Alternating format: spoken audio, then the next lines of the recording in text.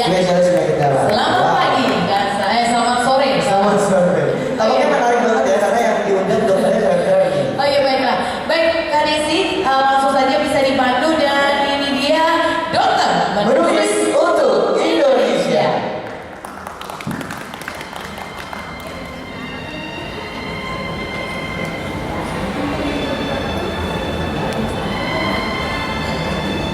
Ya, selamat sore Bapak-bapak dokter. Gimana? Udah makan siang?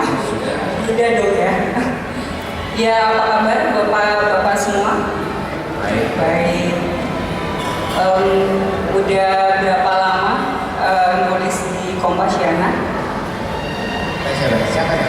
Mulai dari Bapak Irsa dulu. Sejak 2009 sampai aktif baru 1 tahun terakhir. Baru 1 tahun terakhir aktifnya.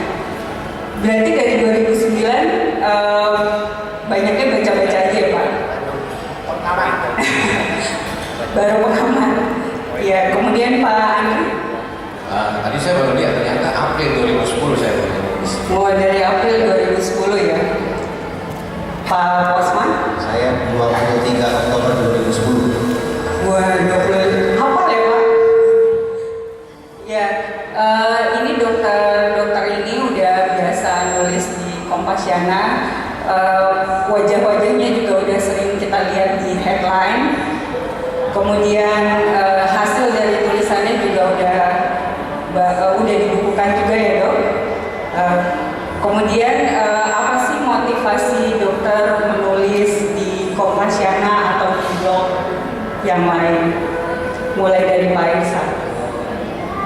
Pertama adalah Kompasiana ini anggotanya cukup banyak, sehingga kalau kita menulis di sana tentunya visi kita mudah dibaca oleh layanan. Kita tidak perlu mencari semacam follower atau penggemar dan sebagainya. Itu saja. Pembacanya pasti udah banyak ya dok. Kemudian juga saya menulis ya, karena sebetulnya umur saya juga sudah tua, sudah 20 tahun. Saya tidak cukup belajar menulis mencegah sendiri, dan saya juga saya selalu belajar. Juga dari interaksinya teman-teman Kompasiana gimana dok? Dari komentarnya. Sangat luar biasa sekali. Saya kenal dengan Pak Budi, saya kenal dengan Pak Istana, saya dengan Pak Rosma, Pak Andri dan sebagainya. Rasanya itu tidak pernah tidak terlibat aktif di Kompasiana. Iya. Mungkin ada yang merasakan apa yang Bapak tulis langsung manfaatnya. Ada yang bertanya langsung pada Bapak mungkin. Oh, banyak sekali, terutama di blog secara langsung. Jadi terutama pada para pembaca di Kompasiana, di Kompaskom dan sebagainya, mereka sering menanya langsung kepada saya di blog terkait dengan kiat-kiat sederhana sebetulnya supaya kita tidak sehat. Dan memang ada beberapa pembaca di situ yang mengaku dia seorang potensi sebetulnya, ada yang minta dia kencing manis dan sebagainya, dengan langsung memberikan pertanyaan kepada saya. Berarti konsultasi gratis ya dok kalau di Kompasiana. Ya, dengan dokter Andri sendiri motivasinya untuk menulis? Kalau saya sih awalnya dikenalin sama pasien ya. Jadi pasien datang waktu itu dan saya punya blog sendiri memang di Blogspot, dan pasiennya bilang, dok apakah enak kalau misalnya dokter menulis. Nah waktu itu kayaknya Kompasiana 2010 masih baru dan nggak terlalu banyak yang belum rame seperti sekarang. Jadi nggak ada iklan ya sekarang, jadi beda sekarang. Sekarang banyak iklan, betul. Laris. Nah terus kemudian jadi tujuannya sebenarnya karena gini, bidang kejiwaan itu adalah bidang yang penuh stigma kan. Orang tuh kalau melihat dokter jiwa langsung pikirannya tuh udah gila gitu ya, jadi takut begitu. Nah kebetulan memang bidang spesialisasi saya di bidang psikiatri, di kejiwaan, tapi saya lebih banyak menangani kasus-kasus psikosomatik. Jadi pasien yang mengalami keluhan-keluhan fisik dengan dasar keluhan kejiwaan. Nah orang tuh saya pengen tahu gitu biar supaya pembaca, karena saya waktu itu lagi booming internet kan, kita lihat kayaknya orang akses internet makin mudah, makin murah. Jadi blog-blog semua itu pada ramai ya. Kayaknya ini bakalan tempat gitu untuk marketing ya, artinya untuk tempat bagaimana orang tahu lebih jauh tentang kejiwaan itu sendiri. Bahwa kejiwaan itu nggak selalu gila, kejiwaan itu nggak selalu berhubungan dengan orang-orang yang di jalan, yang dekil, yang seperti itu. Kita semua ini bisa kok sakit jiwa gitu dan bisa mengalami gangguan depresi atau cemas pada kehidupan kita. Jadi tujuannya tuh supaya itu aja. Supaya nggak jiwanya selalu sehat gitu. Ya, banyak inbox ataupun beberapa yang langsung ke email karena saya nulis email tapi dan kebetulan mulai tahun berapa ya itu 2011 apa ya kan kita harus terverifikasi istilahnya ya bahwa apa yang kita tulis itu benar dan bisa dipertanggungjawabkan sampai kemudian waktu itu awalnya ada freeze ya Kompasiana freeze yang di harian Kompas tiap Kamis kalau nggak salah dan saya pernah masuk ke sana 2 kali. Nah di situ kita mulai banyak yang mulai bertanya gitu ya. Walaupun kalau saya lihat kalau untuk kejiwaan saya melihat nggak terlalu banyak pembacanya. Ya, paling 100, 200, 300. Udah banyak itu dok. Iya, tapi kalau udah tulis seks, wah pokoknya gizi jiwa dari seksnya pasti deh. 1000 lebihnya pasti. Berarti kejiwaan seks. Ya, jadi memang seks dan akhirnya ketemu sama Kang Asep dari Kompas.com mengisi rubrik Kompas.com konsultasi kesehatan jiwa itu sebenarnya dari Kompasiana rubrik seks. Jadi saya nulis beberapa kali ini dan di-upload di Kompas.com. Kemudian Kang Asep mengajak untuk jadi konsultan di kesehatan jiwa di Kompas.com. Akhirnya jadi sampai sekarang. Terus interaksi dengan teman-teman Kompasiana sendiri selama menulis? Sebenarnya jujur saya nggak terlalu banyak, kecuali untuk kasus-kasus yang menarik sepertinya. Biasanya kalau yang ada interaksi itu kasus-kasus yang misalnya waktu pengendara pengendara satu mobil nabrak ya di daerah Senen situ banyak dari dalam tes kejiwaan. Nah itu ada interaksi karena kita ingin meluruskan apa sih namanya tes psikologi, tes kesehatan jiwa namanya MBTI itu gitu kan. Terus ada misalnya masalah model cantik yang setiap ketemu orang pengennya telanjang dulu begitu ya. Belakangan ini kemarin udah dibalut telanjang lagi dia. Nah kenapa tuh bisa begitu gitu. Jadi hal-hal yang trending biasanya saya coba interaksi. Tapi kalau hal-hal yang biasanya nggak terlalu, biasanya kita lakukan. Ada nggak dok yang konsultasi lewat inbox masalah kejiwaan? Ada sebenarnya, tapi ini masalah yang Kan saya kan bukan.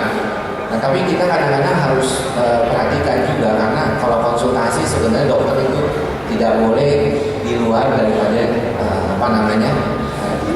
prakteknya ya sebenarnya berhadapan muka.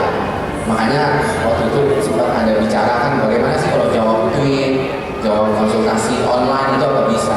Biasanya kita memberikan saran itu normatif sekali, jadi luas gitu ya dan kita sarankan misalnya ke dokter terdekat. Jadi kita cuma memberikan saran yang sedikit, yang cukup yang kayak ini mungkin seperti ini. Jadi nggak bisa memastikan karena kan kita nggak periksa pasiennya gitu. Jadi biasanya kita sarankan misalnya harus ke dokter terdekat ataupun ke psikiater ataupun ke dokter penyakit dalam misalnya kalau ada gejala yang sifatnya seperti ini gitu ya. Sekarang ke dokter Osma. Dokter nulisnya udah berapa banyak ya? Banyak. Saya nulis di Kompasiana sebenarnya pertamanya karena nulis cerpen, bukan karena dokter, tapi karena teman-teman di Kompasiana banyak. Dok, tentang cerita kesehatan dan dari sektor kesehatan. Jadi awal-awal sih sukanya nulis yang Cerpen gitu ya? cerpen nulis. Karena di situ saya lihat, wah ini lumayan nih aturnya banyak. Tapi lama-lama kadang yang nulis kesehatan di medis malah benar dokter, terus ngomongnya malah jelek-jelekin dokter. Nah ini buat melawan nih, masa orang bukan medis ngeceritain dokter dan jelek-jelekin dokter. Dokter kan nggak seluruh tidak sejelek itu ya tidak sebaik itu juga tapi juga nggak sejelek yang digambarkan. Jadi kita ya minimal sampai saya nulis 3 tahun di Kompasiana yang suka jelek-jelekin dokter sudah mulai berkurang nih, sudah mulai tiarap semua saya gitu. Nah, dokter Osma ini kan aktif banget ya kayaknya komunikasi dengan Kompasiana juga, interaksinya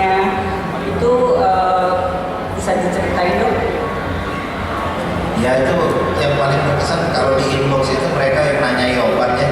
Ada pasien komisioner, dok boleh nggak obat ini diganti ini? Rupanya obatnya beda banget gitu, namanya mirip. Salah itu obatnya, jadi ya akhirnya ke apotek lagi, nanya lagi, memang rupanya obatnya salah, mirip nama tapi ini. Boleh nggak ini diganti dengan ini? Jadi itu. Jadi banyak juga konsultasi gratis ya.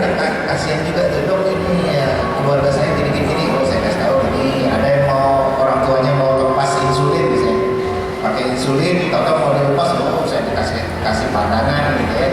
Jadi ada hal-hal tertentu yang tapi nggak bisa kasih obatnya apa dok, nggak boleh, karena secara online nggak boleh kita kasih tahu obat ya gitu. Oh nggak boleh? Nggak boleh. Jadi Apa sih? Ada obat-obat tertentu yang daftar nggak boleh selesai dokter, tapi kalau obat bebas ya kan, ya yang ini boleh lah, tapi hati-hati ginjalnya gitu kan, karena dia memang sudah dijual bebas gitu kan ya. Ya saya kasih pendapat.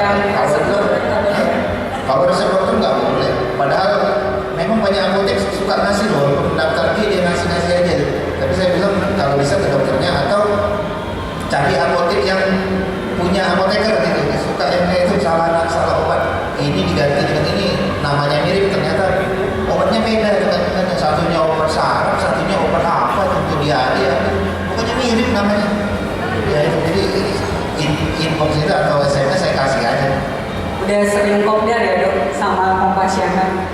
Ya kopi darah itu pada dasarnya sih saya jujur aja dulu waktu SMA maunya jadi wartawan gitu ya, kayak kaget gitu. Oh, tapi dipaksa ibu saya jadi dokter.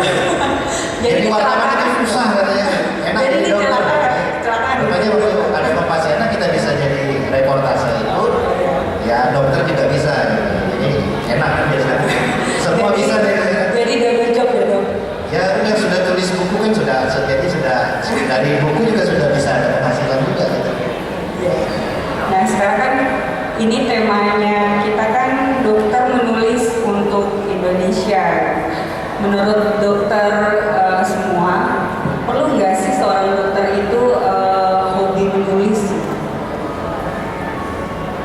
Mulai dari Saya kira perlu sekali, dan bisa harus banyak hal-hal yang sebetulnya kembali kepada penyakit itu kan sebetulnya sudah besar juga. 60% penyakit itu penyakit degeneratif yang tinggal jadi pembunuh kita sekarang bisa dicegah. Jadi sosialisasi perilaku dan itu penting bagi masyarakat. Itu sangat penting, termasuk sebetulnya masalah rokok. Bagaimana kita bisa meningkatkan kesadaran masyarakat bahwa mencegah itu lebih baik daripada mengobati. Sekali itu. Jadi penting banget ya dok. Selain di Kompasiana, dokter menulis di mana lagi? Tidak ada, hanya di Kompasiana. Oh berarti khusus buat di Kompasiana aja nulis. Kompaskom. Di Kompaskom juga.